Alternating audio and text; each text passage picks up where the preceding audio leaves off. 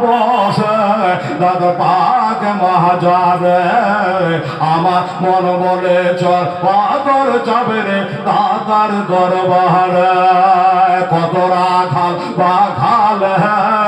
কত রাখাল বাঘাল দাদার কাপড় কেড়ে ফেলে তো জলে কত রাখাল বাঘাল দাদার কাপড় কেড়ে ফেলে তো জলে আবার হাত বাড়ায়া নিতেন দাতা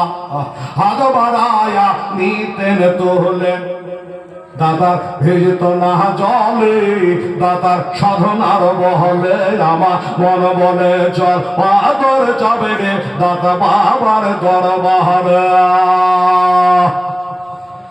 জন্য বাবা গো এবার কি হলো দেখেন ওই যে বাবা আব্দুল্লাহ ইবনে মুবারক রহমাতুল্লাহ আলাইহি এবার কাবা শরীর চক্কর দিয়েছে সাতটা পাক লাগিয়েছে বাবা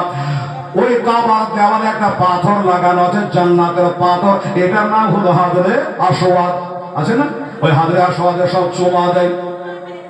কিন্তু সবাই চুমা দেয় হাজি এসে মিথ্যা কথা বলে যে আমি চিনবে দিয়েছি চুমা দিয়েছে আসলে একবার দিতে পারেনি কেন বলেনি জানেন ওই যে ইন্দোনেশিয়ার কিছু হাজি আছে বাবা একবারে তালের গাছ বরাবর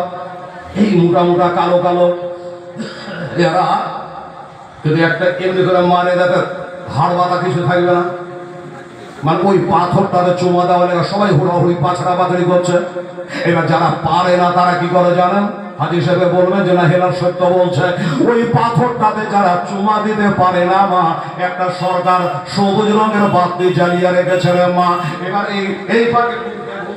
সবুজ বাতিটার সামনে এসে এবার ওই পাথরটা দিকে এমনি করে চুমা দেয় পাথরকে এখান থেকে চুমা দিয়ে হাত দেখায় অতি চুমা হয়ে আলো হলো এইভাবে চুমা দেয় আবার পাক লাগায় ওখান করে আসে চুমা দেয় বাবা এমনি করে চুমা দিয়ে দেয় কেন চুমা দেয় এই জন্য উমার বলে ভাই জানতা হো তো পাথর है चुनता तो इसलिए हूं कि मेरे मुस्तफा ने तुझे चुमा है उमर फारूक বলে আমি জানি তুই একটা পাথর নড়তে পারিস না হিলতে পারিস না তোকে চুমলে কোনো লাভও নাই আমার লাভ করতে পারবি না ক্ষতিও করতে পারবি না কিন্তু আমি উমার আমি চুমা দিলাম একটাই কারণ আমি নিজের চোখে দেখেছি আমার দিনের নবী তোকে চুমা দিয়েছে